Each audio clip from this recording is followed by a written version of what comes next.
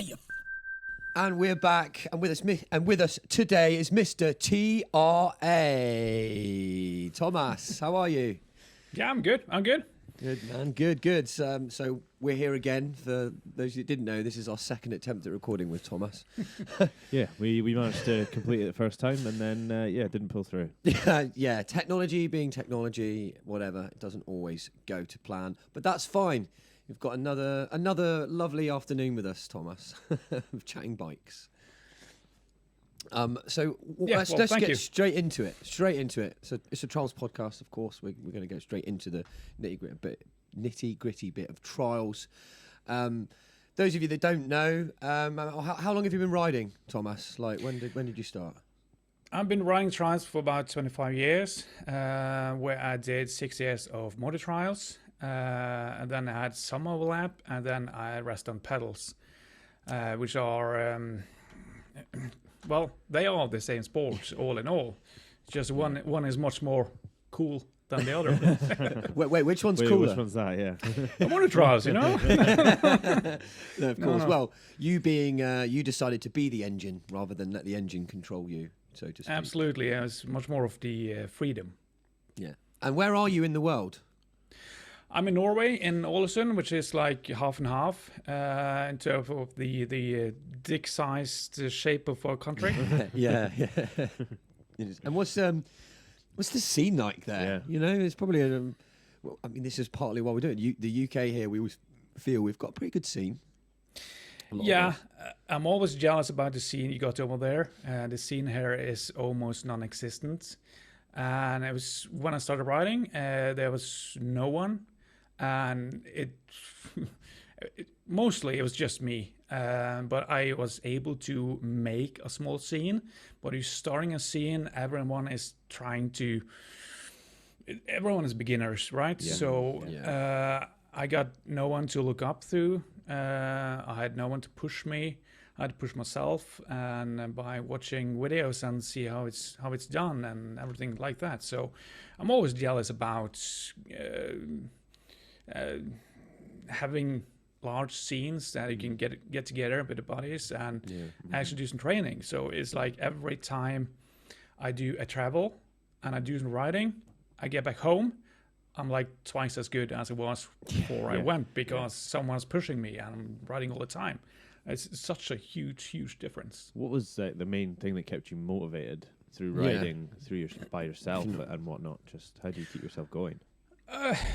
Trials, we're all kind of crazy, and we feed on not being able to do something, and so I do thoroughly understand why the bike trials all in all is more bigger than it actually is, because it's so difficult. But it's the idea of it being difficult that's attractive. And it's such a huge challenge that never stops, and you can never achieve like the peak. It just continues and continues and continues, and it's the struggle that you fall in love with. The never-ending inch hunting, as I call it. But ultimately, we can learn new tricks and whatnot. But I feel like a lot of our progression now, I mean, especially for me, is like just going bigger, going better, more stylish, making it easier, so to speak. It's also a thing about you kind of get lost in the process. That I'm very I do like to be good at stuff. Yeah. To always work to be better. Yeah. And this, when you get older, it's not such a positive thing, because you can't really start doing anything without, looking way ahead. Can I be really good at this? And it also takes away from some of the you can't really soak it in when you're riding. That you can't just enjoy the moment. You're just so focused on accomplishing something that you're just can't relax. Pure tunnel vision, nothing else around you. Yeah, tunnel vision all the way. And I remember riding with someone there in Norway, and he wasn't very good, and he never got better, but he seemed like he had much more fun than I did. I was That like, happens. damn. No, yeah, and Yeah. so like, does that mean shit. he's more successful at trials? Do you see what I mean there? You know, Yeah, like most likely. what is? Yeah. More successful at life. Oh, we cut out there for a second. Make sure we've got your video. Oh, you're dropping out. Yeah, you're back, mate. You're back. Back. And so what kind of, back when you were, well, actually, no, firstly, people were asking, lots of people have been mentioning to me, are you still riding a trials bike, Thomas? I am, but it's let's say about 3 months every year or something like that, because I do live in Norway, and it's a pretty bad place in Norway where the weather is always shit, and it's okay like 3, maybe 4 months a year, and during those 3 to 4 months, it's mostly shit as well. Yeah. So it's very seasonal, and now that I've just about 2 years ago, I moved back here to Ålesund, where there used to be a scene when I used to live here, but there's no scene now. So it's becoming even more social at my old age. Yeah. So it's really difficult to me to just go out and bike and ride alone. And if we're going to do that, it's going to be a nice weather, so I can enjoy the time outside. So I'm still riding, and I do have plans for this year. I want to travel. I want to get back into, hopefully, maybe even better shape than I've ever been, and at least physically, but not technically on the bike, because I'm barely riding. Power but I'll figure it out. Yeah, that's fine. Hey, you've got the power. The technique can come later. That's it doesn't matter. But actually, fun digress there. But 2 years ago, I had a lot of injuries in my neck, and I was in my worst shape ever. wow. And when I got back on the bike, I tried riding it, and I was like, 2 jumps. No, this sucks. I ain't doing this. There's no point. Yeah. I'm like, screw this. Tossed away, and I went to lift weights and I tried to get my body back into shape. Because after 2 years, there was nothing, no T.R.A. left there. Well, it's not something you can imagine too. But so was that? No. But was that becoming part of your, when you were riding too? Was sort of working out and training? Was it quite a serious regime that you had going on, or was it really more of a playful approach? I can never have just one hobby. Okay. I need more hobbies, like lots of them, and working out was one of them. So it both gave me something good for trials as well as something bad. The bad part was that it wasn't tri-specific training, so I gained too much weight and I weighed like 100 kilos, which is like 30 kilos off a trials rider. Optimally. Right, yeah. And it's that fine balance in trials, because I understand, you want the muscle and the power, but if you're too heavy, it's that much more effort to actually jump. Yeah, right. Yeah, the worst part is when you fall off. That's the worst part, because it's like 3 minutes down, and you got 100 kilos, you got to absorb, and I just fall. Yeah. It feels like you're a potato sack, just bang straight to the ground. It's like you're gonna hit the ground. Just jumping back pain. off. Yeah, because obviously you're pain. Pretty good at his bunny hops. You've done a few. I would say you've done a few bunny hops, bunny T.R.A., hops and average. 1 or 2. Just picturing you, I know I sort of understand, doing those huge taps, hitting it, and then all of that weight jumping off onto your ankle, so to speak, and kind of does put you off. It sucks. Yeah, I mean that's probably, now I understand what you mean when you're saying, well, maybe I'll just have to go for the technical riding, so to speak, rather than trying to get all less chance of falling off and seriously hurting yourself. Yeah. So that's what I mean. We got to put ourselves on the edge, right? Yeah, so, yeah. That's what I mean. If you don't do that, what's the point, right? So, always riding on your limit, so to speak. Yeah.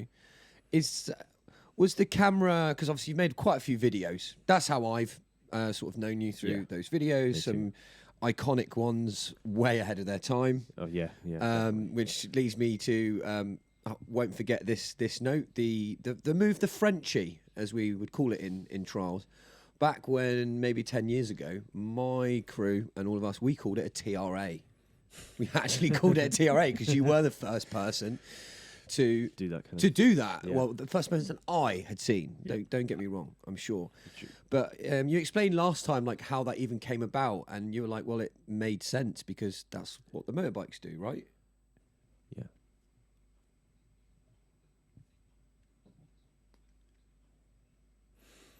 Getting a bit drop off here. Yeah, that's all right. I can cut that. Yeah, okay, I'm back.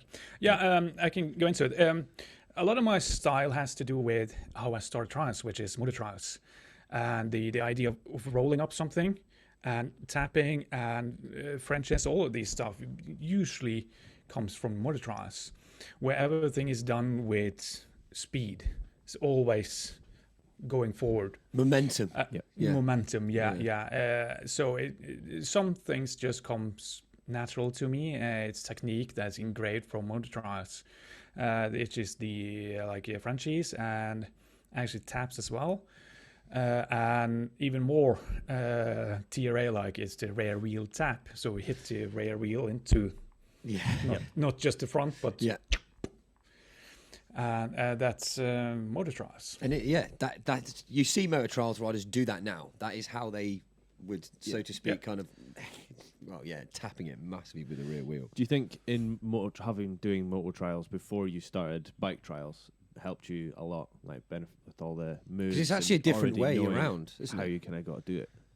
Yeah, it did help me a lot. I was doing a lot of stuff that people spend years trying to make, just like 6 months in, and I could do things naturally. But I've always been having fun on a bike all my life as well.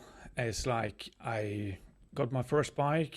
First thing I want to do is ride down the hill or over a rock or something like that. It's just engraved in me. It's natural.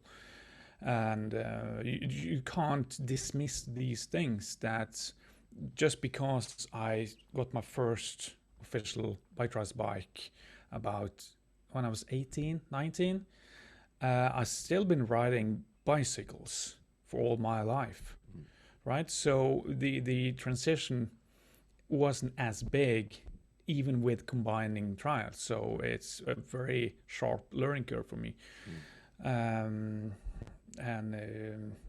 But still, when you do something else and you transition, some things or sometimes it follow you along, and it's kind of like watching Kenny Belay trying to adjust to the new style of riding. It took him ages, like to do a side up tuck. And you can see him trying to tuck on the wrong side of the bike and stuff like this. And sometimes it's hard to adjust. And Well, there's a change progression of trials, like with any sport. Obviously, it does change. Techniques over time. change. The bikes change. The geometries change. I mean, even from a competition level, that had completely changed the way that they structured that, the way that they scored that, and even some of the moves. Have you got any sort of competition experience, Thomas? Did you used to compete at all? Yeah, I've done a fair bit of competitions, but it's just like lower tier ones, and where I usually just happen to be there. I always wanted to reach. My goal was always to be like the top 10 in the world, officially on the competition. And because I live in Norway, because it's so hard to get sponsor time off and financials, it's just never really happened to me. As well as I started breaking my wrists. And I just kept breaking. That just sounded so casual. Can I just say I started breaking like a plural? There it goes again. There it goes again. All that power. Sorry. And how? What do you mean? Go into that a little bit. Yeah. What, the wrists? It sounds like you broke them quite a few times. Yeah, quite a bit actually. I think with all the bolts and everything and costs, I think it's been about at least 2 years in like my best years in a cost. And it's like, what's weird about it is that when I did big stuff, people like, oh, you're gonna kill yourself. Well, yeah, I never injured myself ever doing big stuff. Well, it's the age-old story. Yeah. It starts with a chain snap on the ground, and you just land. Yeah. And then, I think I went to the doctor, and the doctor was like, touches the wrist. It's like, no, it's not broken. Blah blah blah. And okay, like okay, I'll continue riding, and I was riding for 2 months with a broken wrist. I was like, shit, the pain isn't going away. I gotta go to like a private doctor. I did that, and he took an X-ray. He's like, ooh, we're gonna operate you tomorrow. Oh dear. Ooh. He's like, you're not going anywhere. You're not going home. You're staying here. No, I'm just no.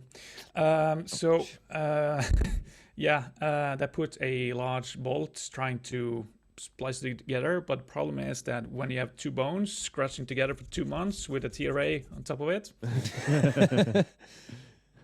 it starts to dissipate. Wow. Yeah, so that was 10 months. Then I started riding again, and it broke again because it's weak. I was like, shit, I need the best doctor I could find. So I did that. And I was like, ooh, we can't just fix this. We need... So they're going to give you a new wrist. There's no magic potion. Yeah, basically did. They took a bone from my hip and put it in my wrist. Wow. Yeah. Man, that's incredible.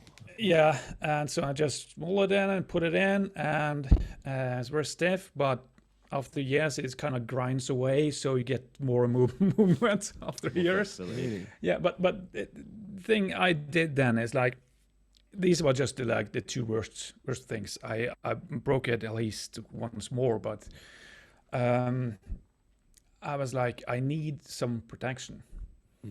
That's when I was able to find these wrist braces I wear, which is from All Sport Dynamics. It's just a shame that is so expensive. It's like $250 for one. Wow. For one. One. Yeah, for one. They better work They then, better don't be they? good. They do work. Okay. The idea is that you usually break your wrist because it's bending too far back. And you can set the angle so it just stops the wrist. It might like a turn blocker, your fingers. yeah, and then you'll never... No, you just never there. Yeah. But it's still open inside. So you still have full movement. Yeah. So I started riding with those. I never stopped riding. I never touch a bike without using these braces. That's So interesting. they have saved me countless of times, I think. I don't think I've ever met anyone else who would ride with those types of protection. It's definitely not... I can see the logic completely. Because it's actually the only thing I've ever broken, or fractured, sorry, in trials. So very easily done. And like you said, I remember meeting a guy who snapped his chain, broke both his wrists. Yeah, I've seen within so many a horror few clips minutes. of And that. was actually leads me on to a question I forgot to ask previously. One of our favourite videos is you riding trials with no chain. Like to this day, we all talk about it, don't we? Yeah, all of the time. Yeah, or someone's chain snapped, like, yeah, go on, T.R.A. it, go on.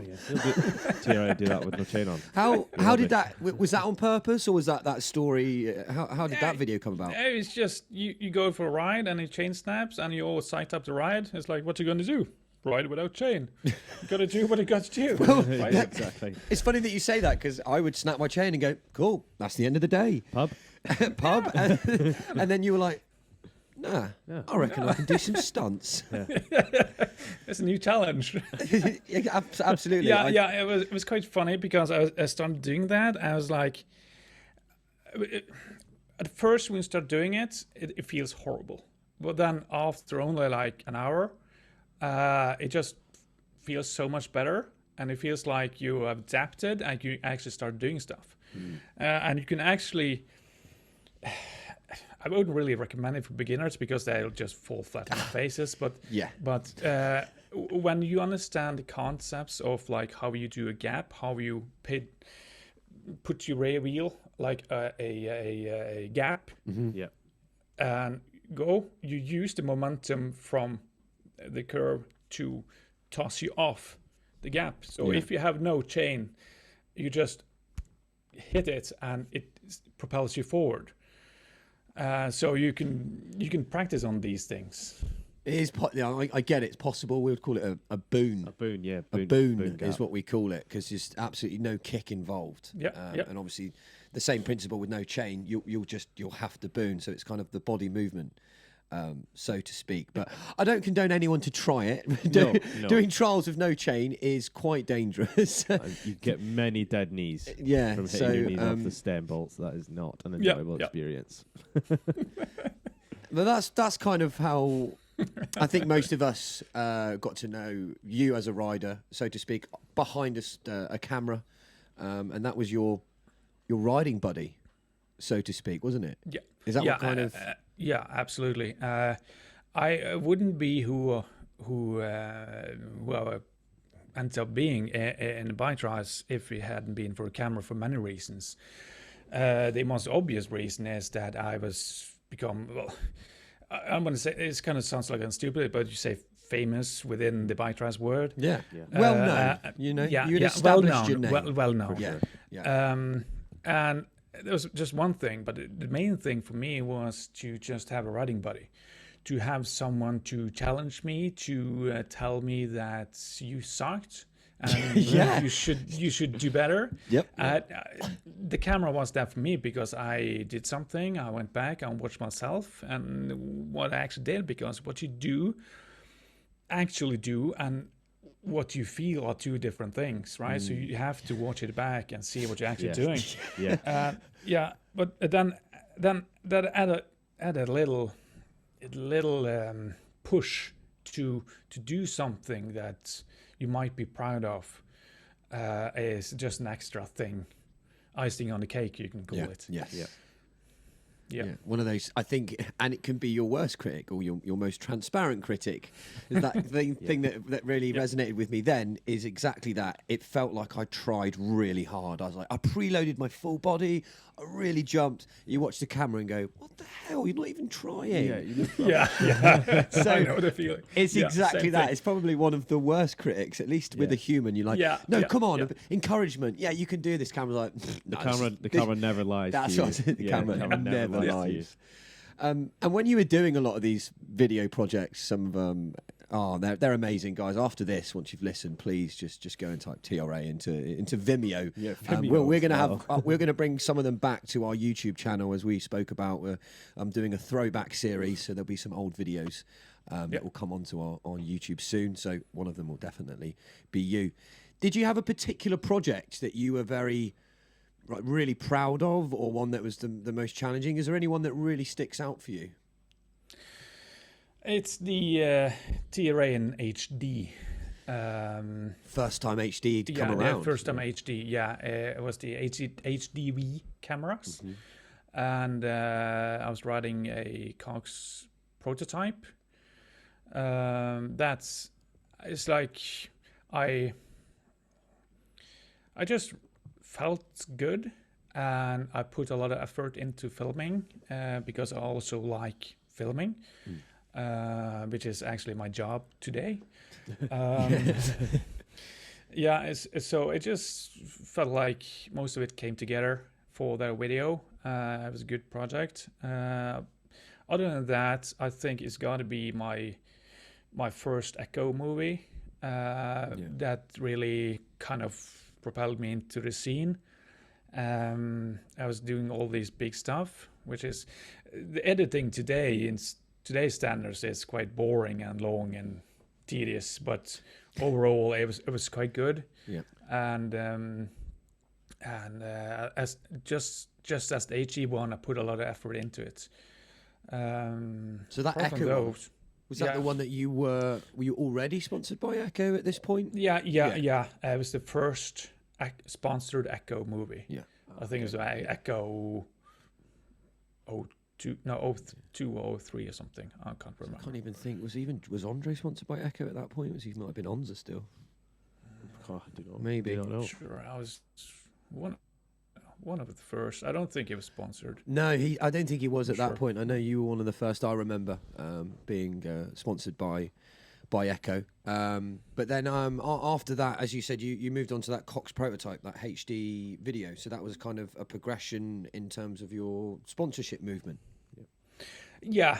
I really regret going away from Echo. One thing is that the owner, the guy who made Echo, was a stand-up guy. He was a good guy, and he made bikes that still today are some of the best bikes you can get. Yeah. Still got multiple frames. I remember getting, and of course he is gone now. He is dead. He fell ill and 2012 was that? It's quite sad, really. Sadly passed away. Yeah. Which is some of the reason because it's behind Echo's slump during the years, because he went away and they had to rebuild and stuff like that. So, but the point was that actually remember him sending an email that if I stayed with Echo, I would like. There's a lot of stars out there. Everyone else gives them a star, and I can be the moon. I was like the biggest one. That was his. I love that line. That's so good. So good. So I really do regret going away from that, because I went to Cox because it was the Cox team, and I was the lone rider. I was all alone. I wanted people to talk to be friend with, be part of a family, family or training camp or whatever. But then I joined the team, Cox team, and there was no team. Of course, it's just a gimmick. And so I was like, ooh, it sucks. But it was names on their list on the website. That's the team. And it was made out to look like a team, but it really is just individuals. It's just sponsored riders. Didn't mean anything. So, but also, quite young and. Those are the days of the Gilles brothers, the Castilla brothers, sorry, when Castilla brothers were sponsored by. Castilla brothers were always the guys I was always looking up to. I was going frame by frame all the videos, trying to figure out how they do that tap. Touch up. It's like, and if you see back on the earliest videos of the Castilla brothers and how they are so ahead of the curve in some of the techniques, it's quite amazing. Yeah, they were way ahead of what most of still riders are doing now. I think Carthy's kind of even riders today, because of the new frames and geometries, they could not do it as well as the Castilla or at least in their style of technique, so to speak. Just some of this. And someone that's been around from the old Geos. What do you think about the new style frames? I don't know if you've actually ridden one, or the Geos have changed slightly. What's your view on the progression of the engineering side of trials? The engineering has become so much better over the years. I of course went from when a trans bike was actually a mountain bike, it should have a seat, it should have gears, front suspension maybe. no suspension luckily, but. There were some people who actually tried that, but today it kind of lost some of its magic, where you have a sport where people are trying to figure things out, how they work, what works, how should we improve, and there's like new updates and new innovations and revolutions, and today the bikes we end up with today, they are so much better than we used to have. However, they can only do specific bike trial stuff. They can't ride down a hill. It's like 45-degree hill. No, you can't really do that. You're sort of leaning back just because you're already so far over. Yeah. So it's like today, if you want to have like a 45-degree curve, you gotta turn around and go backwards. Yeah, true. Just in fakie mode, like quickly looking behind my back. It takes a bit of the freedom and the fun of it away. But if you want to do pure bike trials at the competitive scene, the bikes are amazing. Yeah. They're definitely always tailored to competition style riding to progress the sport in some ways. Well, I think and that's how sort of like the classic tap, as you know, is sort of died out slightly, purely because on the basis of the geometry of the bike, you can't quite get that same hit with the bottom bracket so high. If you hit the wall, you're just going to go into the wall. We're falling out, sir. Oh yeah, you're back. Okay, we're back. When you lift your front wheel high enough to hit the wall on tap, because of the short chain staying high, it just when you jump, instead of going up, you just smack the rear wheel, and you can still do it, but the timing is so much more crucial that people just do a pedal up instead. That is more of actual classic trials, you know. Now that whole pogoistic style, that's kind of that progression of it. Like you were saying, a lot of the moves is all momentum and carrying on the flow and so to speak. So nice. Well, should we go on to one not so quick fire? Yeah, they're not so quick fire round. With some common questions. Aaron, you can hit us up with the first one. So, what is your favourite riding spot in the entire world? Where have you ridden that you like? Yeah, I want to go back there. This is my favourite spot. Yeah, I'm gonna answer two places actually, just to make this quick round even longer. Just to make this. I'm gonna repeat the last one that I said on the previous attempt on this podcast. That's the Boudiers. Yeah, Boudiers because of the huge rocks, and as well as the ground in front of the rocks can actually be ridden. Yeah. Instead of here in Norway, it's just moss and rocks. You can't ride. You have to go from rock to rock to rock. But in Boudiers, we can ride in between the rocks as well. Yeah. And then it's other place in USA, which is called Weddervoo Park. It has these huge rocks that are all so grippy, and they are massive. And I do love massive, grippy rocks. Yes, so there's so much to do there, and let's say this is never going to happen, but if I got paid to do a video of bike trials to try to make it epic, I would go to Weddervoo Park. Okay, that's the first US spot I feel like we've had. Yeah, where in the US is it? Not really, and it's in Weddervoo Park. I'm just trying to think what state it would be. Yeah, it's in between Arkansas and Colorado, somewhere. Oh, wow. I was like, nice. We're going to Arkansas in June. With our bikes. Maybe. That's interesting to know. That's a lovely. And Boudiers. I don't know if you've been on, but yes, absolutely agree. Agree with you, T.R.A. I've actually ridden there, and it's a fantastic riding spot, especially on a nice summer day. Isn't that where you used to host Cox Days too? Yeah, that's where Cox Days was, and didn't you go to one of them one year? Yeah, 2 years I think, or 3.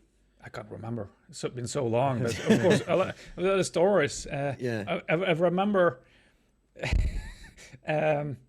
In Cox Days, there was like a place where a lot of people were sleeping, and there's a round bed, and there's like people sleeping like a large tent, you can call it.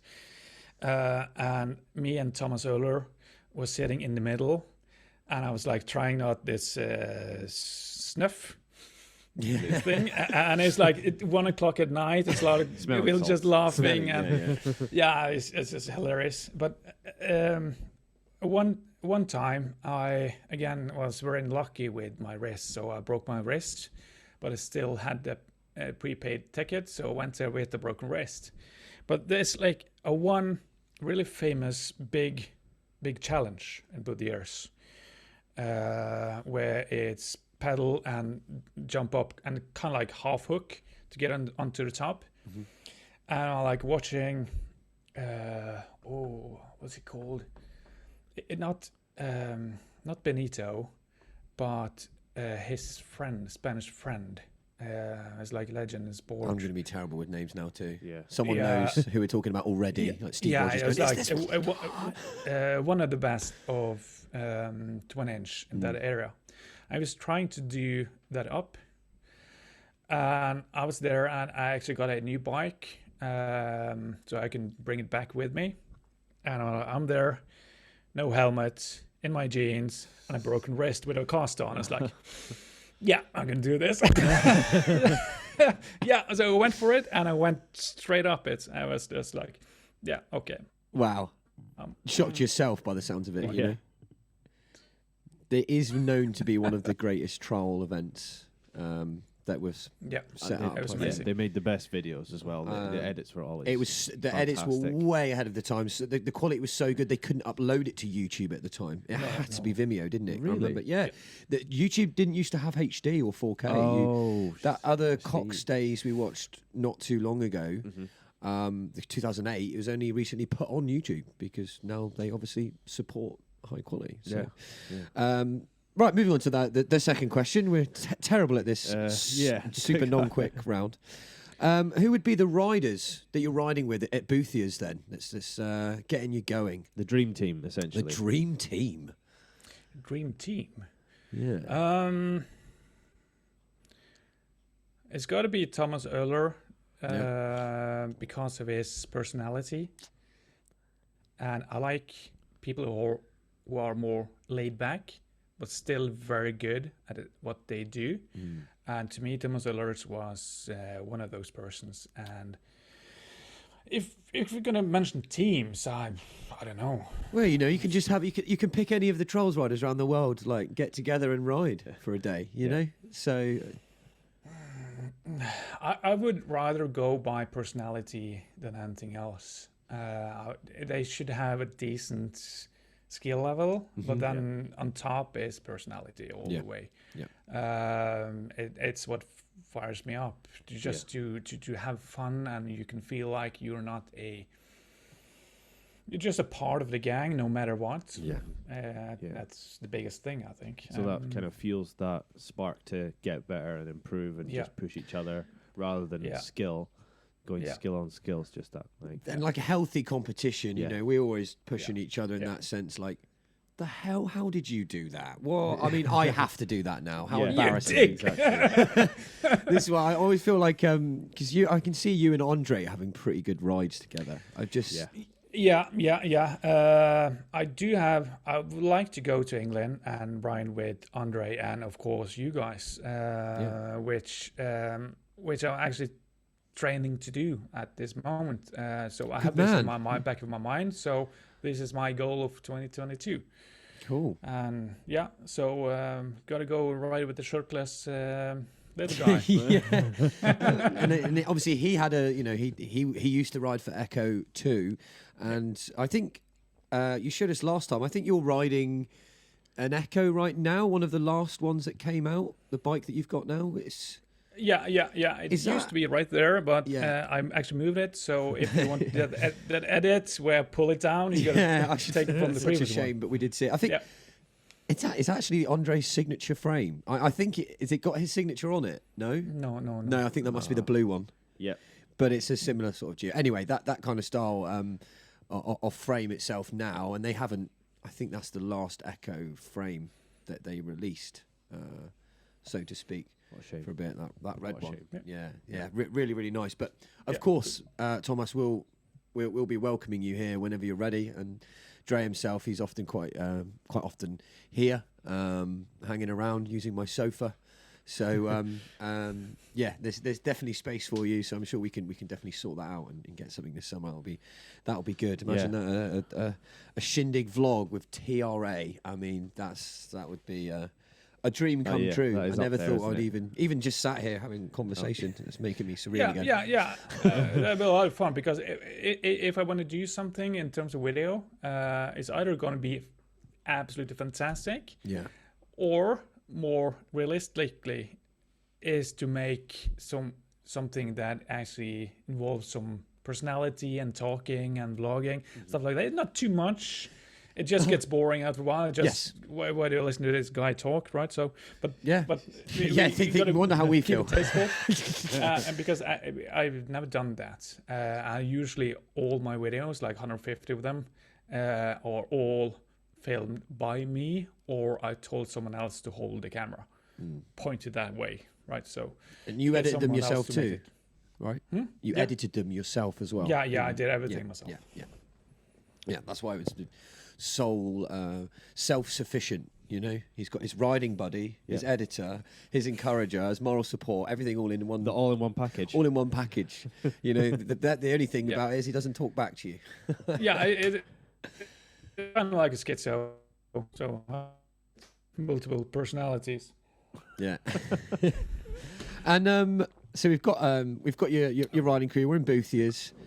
What would be that favourite move that you love doing?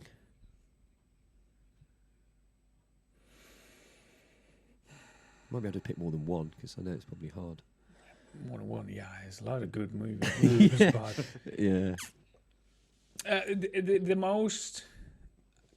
The move that just feels the best, I think, is actually the rear wheel tap. When you have like an edge, and like that, and you have like a small little kicker down like at the bottom, and you touch the rear wheel, and you just glide on the front wheel to the top, and it just, when you hit it perfectly, it just goes up. It's definitely not done enough. It's definitely another one of your sort of signature-y style moves. I know that it can be done on a motor trials. Yeah.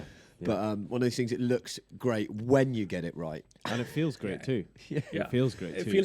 It feels graceful. Yeah. And then, but if you miss, it just smacks you to bits. Both feet off the pedals, then absolute chaos ensues after that. That's what I mean. You're hitting a back wheel hard enough, all you see is your feet go forward and just clothesline your private area, and you're like, gotta commit. It's gonna be brutal. Full speed ahead and bang into the wall. Yeah, it's great. No, I mean, and that's we have to have a little bit of a screw loose enough to be a trials rider, right? Yeah, for sure, absolutely, without a shadow of a doubt. Yeah. Some sort of obsession riding trials, isn't it? Yeah, for sure. And for those who don't know, someone did ask me. They said, "Oh, what does T.R.A. stand for?" Which I believe is just your initials. Just very cool. Do you want to? I won't get it wrong. What's your full name, Thomas? It's Thomas Ramvik Aasen. There we go. I'm not even going to try and pronounce it. I'll be embarrassed by myself. So it wasn't any cool Tom acronym. Is fine. Yeah. We can just call you Tom, Thomas. It's not any cool little crazy acronym. People are like, "Whoa, what does T.R.A. mean?" It's just his initials. Simple. Make it shorter. You're not the only rider in Norway. I'm sure people were like, "What about Eirik?" Well, you're not very close, are you? No, he's about 7 to 8 hours away. That's the closest decent rider I got. I have one other friend, which is about 3 hours away. But he doesn't ride as much, and at his place it's quite shit, even more shit than here to ride. So don't really meet a lot of people. Yeah, maybe I'll try and convince Eirik to just drive down to see you. Be like, "Hey, go and ride with T.R.A. will you? Come on. Get down there, make a video, Eirik." He's got time. He's got sponsors paying for that. Like, surely he can. I'm going to make a video with the powerhouse of. Maybe that's why he's embarrassed. He's like, if I showed T.R.A., I'd be like, Peugeot are like, "What? He's better than you. Why are we sponsoring Eirik?" And it's all different, but it's a hard world to do that. So again, all right, respect for that in Norway. As you said, it's very difficult, with the sponsorships and funding, and keeping that together can be. Quite a bit. But have you ridden outside of Norway much? Have you left? Yeah, travelled. Have you travelled with your bike? I've been twice in England.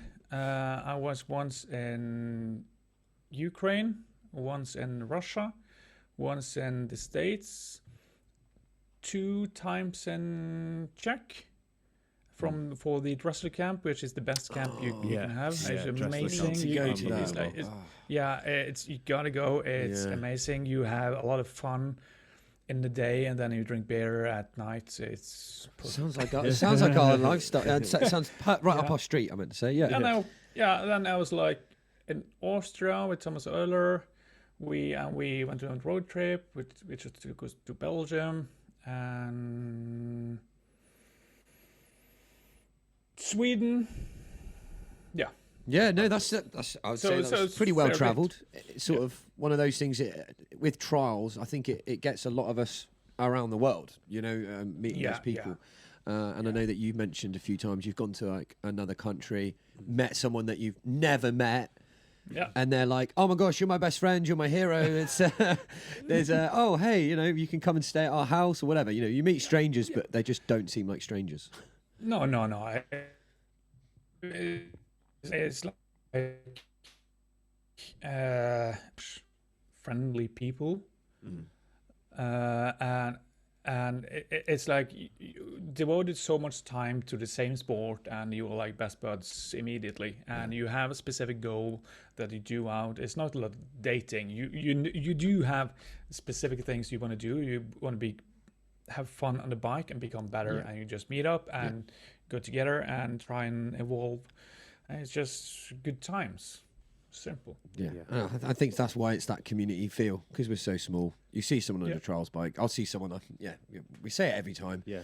No idea who they are. Hey mate, hey bud, how's it going? Nice bike, I have no idea who you are, but we're already best friends. Yeah, exactly. Yeah. The last time I just happened to see someone on a trials bike, it was a junkie that had stolen an old Monty. I was riding around on it. I would have been like, let me have a go. Bye. See ya. I mean, they would, like you say, they wouldn't have even known. So, and what have you been, I'm sure people would be wondering, because we haven't seen you ride for a while. It's been quite a long time since you made a video. I don't know, when was the last video you made, actually? Yeah, it was summer. Actually, I made a small, little shitty edit. Then the year before that, I had plans for a couple of years to make like a big ass really good movie.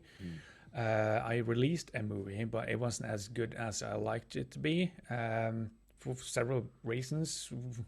The most obvious ones was that both me and Matthias, who was riding, were both out of shape and injured, and as well as Joachim Skjævestad, who is also an amazing rider. He couldn't make it with us, and now it's up to me to make all the production, because Matthias doesn't really know how to point a camera artistically. It was like all on me, and it's like if you do something, it's always so difficult to make a video good if you are both the rider and the producer. It's like you can do one thing good. Choose one. Or you can do two things. This is the conversation we had the other day. Yes, absolutely, Thomas. Yeah. I feel like when I go riding, or you go, I'll go today, like, am I going to ride today or film today? That is literally, there's never, ever both. I just cannot do it. Just need to get in the so zone. hard. Yeah. So I can certainly relate to that. I want to be able to capture the day of us having fun and making a video, like you say, so it's good for others to watch. But then at the same time, the most important thing actually in front of that is riding and having fun yourself. Actually, So if I don't do that, then it just kind of sucks. But I think some other ways to learn through that is, if you're not having a good ride, I'll have enjoyment through others. So if I'm riding with Aaron, or maybe you were there, for example, and I know that you're trying something again and again and again, and then when you get it, I get that buzz, and then I've got it on film, and I'm like, yes, that's cool. So I think that's another element to it, but right on the money. Yeah. You cannot do both. Yep. You cannot do both. But I'd like to think somehow you did, Tom. Well, yeah, clearly. I think clearly so. you did, yeah. I made a lot of crap as well, though. Well, the thing is, what I think will play a part is your level of shit will be someone's quite exceptional. You know, your level, someone level of success can be this, that. It's all perception. You said you made a small edit. It's like a small shitty edit. I bet it was really. I'm just trying to think. It's like, I don't remember you ever making a shitty edit. Actually, I made a video that was so shitty that when I sent it to Cox, they were like, "We're just gonna ignore that." Oh wow! I didn't think that would be a thing. I thought you could just have clips of you with, no sound, and people were like, "Wow, Cool." What did you had quite a little break from riding. What have you been doing off the bike, Thomas? It's like, what have you been doing to keep yourself sane and things? Yeah, that's a big thing when you're doing highly skilled athleticism for years and years. It's really difficult to just stop. Yeah. And you got to have that buzz, you got to have that adrenaline kick, and it's really difficult. And about 7 years ago, actually, I injured my neck really bad, and I have a nerve damage in my neck, which is, I feel the pain every day. And I got better, but I lost like 98% of movement in my left arm, and it got better. But then I took another job, which meant that it went shit again. Okay.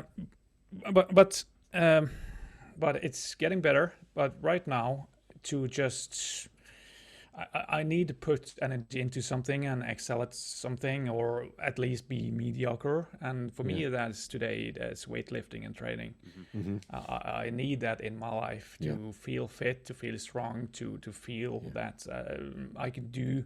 If I want to do a sport, I can do it and progress. See you getting better. Yeah, absolutely. So I have too many goals at the moment. I'm going to lose weight. I'm going to be stronger. I'm going to be able to be more conditioned. I'm going to be good at weightlifting, like the sport, Olympic weightlifting. Yes, actual Olympic. Yeah, I'm going to do all of those things. Usually you pick one and maybe you can do that. I was like 4 or 5 things. Now you've got to aim high, Tom. You've got to aim high. Come on. Go for a big one. Yeah. Right, so I'm going to do that, as well as when it's time, I'm going to go out on bike and start trying to become young again and amazing, which won't really happen, but you can be young in the mind. It's fine. I will be young in the mind, and hopefully I'll be good enough to be able to have fun when I come over to England and ride.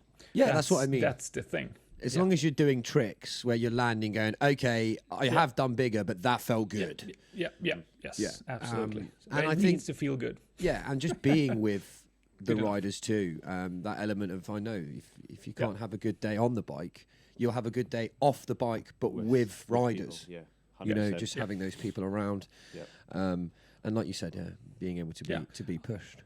I also did the racing drones for a bit when my injury in my neck was so bad that I couldn't do any jumps or anything. So I had to do something, and racing drones, you can get the adrenaline from sitting down. So it kind of makes sense. I only recently found a YouTube channel that does that racing in warehouses, and oh my God, it's incredible. It really is. It's so fast. Yeah. Never would have imagined people being able to drive little drones that quickly. Yeah, it's like 0 to 80 miles an hour for like second. It's crazy. You'll be happy. You'll be happy to have a little go on Andre's drone. Then we'll definitely do some filming when you come over, and his drone is pretty awesome. So I'm sure you'll actually know how to drive it. He has no idea, so just uses the guiding system. I'm sure. So that would definitely. Definitely be fun. When you come to England, we'll have to get you to Radical Bikes. You'll have to try the pipe gap. Have you looked at that? Have you thought about I think you probably. I'll send you a link. But we did a video. Andre's gapping between the R and the B. I'll send you a link. Oh yeah. I've seen that video. It's 3 meters. It's quite massive, but it's quite difficult to sometimes to see the distance, because Andre is not the biggest guy. Yes, we know he's short, but he's not the biggest, right? So he's it might be going, like 2 meters. Fucking little kid. That's going to get him rolled up for the ride for sure. No, awesome, man. Yeah, I know, and it's 3 meters. Just FYI, that gap. Okay. It was put there deliberately for riders with that kind of sort of power big riders. to do exactly that. I've only seen 2 people go across it so far. Charlie and Andre so far, isn't it? Someone might have. I don't know. Yeah, Charlie's gone to front and Dre's done to back. What more can you do? I mean, really? Carthy's probably done it, but just Oh, of course, Carthy's no done one's, it. Well, it would be cool to do like a 180 gap. Here we go. T.R.A.'s back. There he is. He's like, because I actually done like 3 meter static with a 180 not falling off. Wow. If you if you do a 180 gap, like from the rear wheel and turn, it actually feels, when you hit it correctly, it feels easier. well, because you're pushing. I understand that because technically you're shortening the distance. Yeah, but and then the you're bike. just turning and then hitting the back wheel to it, and Oh, okay. definitely feels. I'm thinking, a little bit trying to work out strange how and- that works But in my head. then you got to go back again as well. So then you jump backwards for 3 meters. That'd be awesome. And you're course, already and just going backwards. I a can't. backwards boon. Wouldn't be able to even Yeah. see or do any of those. But Pop cap though. yeah. It's quite stupid. You've said it now, Tom. So hopefully, sounds like maybe this year we're going to get you over there and get you over that gap, and we'll see how it happens. I hope all your training's going well. No pressure. Yeah, no pressure now. Yeah.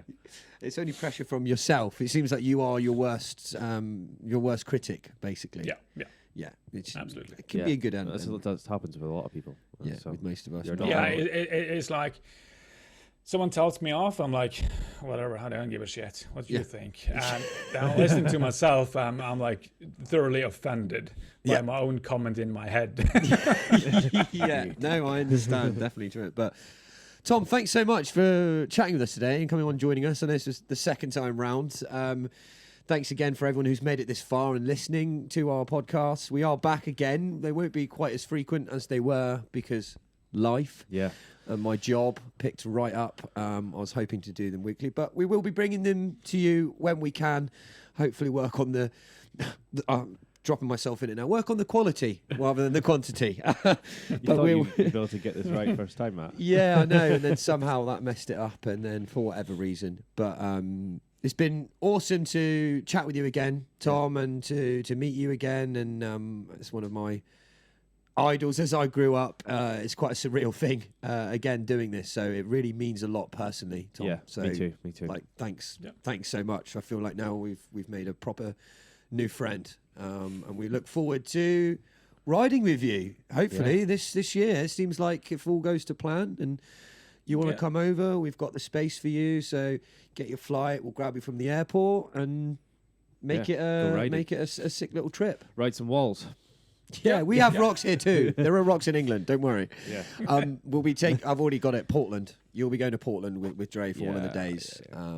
Okay. We maybe do 2 days there, but you may have seen it. It's a lot of Jack Carthy's clips have been there recently and stuff. It's one of the best places to ride in England. Sort of man-made rocks that were placed by men. Because they're not man-made, are they? Really, I can't really think about it. But you'll love it. You'll love it. Absolutely love it. So we have been the Shindig Podcast. My name's Matt Pengelly. I'm Aaron Good. You can find us on Instagram at Shindig Media. If you guys want to go and follow T.R.A. on Instagram, you can. I think it's just T.R.A. Just type it in. You'll find him. You'll see him. Yeah. We'll have a link underneath this in the description here as well. And keep your eyes out for a video that will be popping out that T.R.A. Spent all of 2 minutes editing just before the podcast. Yeah, I think just a small edit. just a really quick, well thought out, quick little edit. Thanks for doing that. We'll be banging up some pictures, some clips, and hopefully kick off our throwback playlist with one of your videos. Tom, I'm going to probably nab one from Vimeo. We'll get you to send me one and resurface it, so to speak. Put it on the place and go, wow, I forgot about these great Wow, videos. that's old. And you'd be like, damn it, and no one can still ride like that. Really. It's only, we shall see. Select few. Is there anything that you'd maybe like to say to the listeners now? A little message to the trials community? Anything you can recommend to us all? Never forget to enjoy the riding and enjoy the constant battle of will, and it's just you gotta have fun. You gotta go, and you just can't stop and whine. Just everything is fun. Twist it that way to make it amazing. Actually, that was some of the worst things I've said this.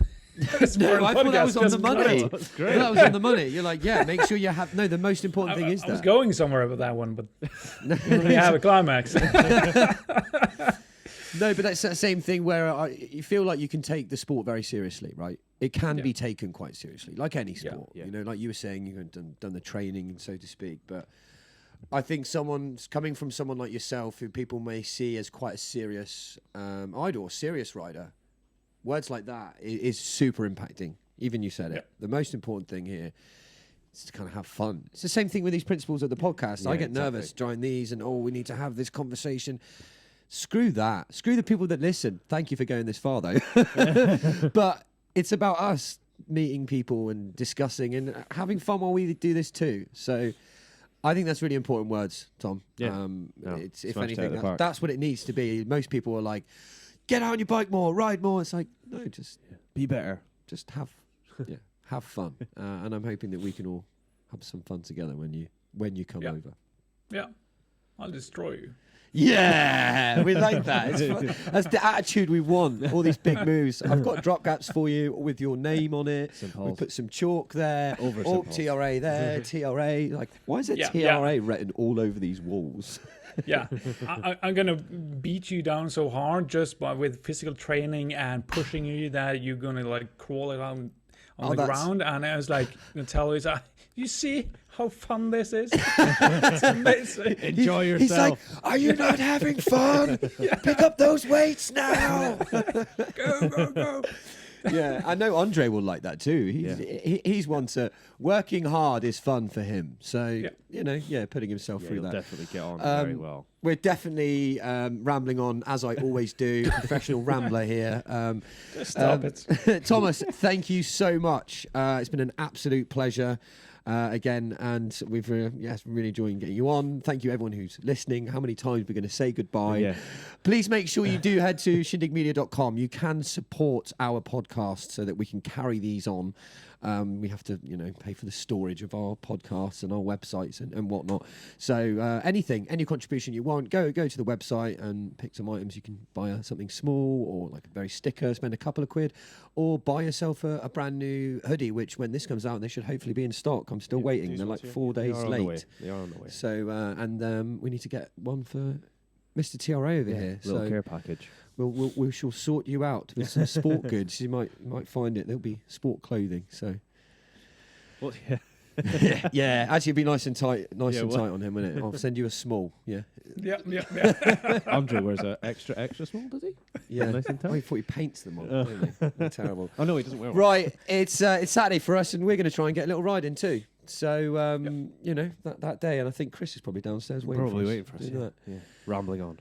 Thanks again for your time, mate. And we'll speak to you again very soon.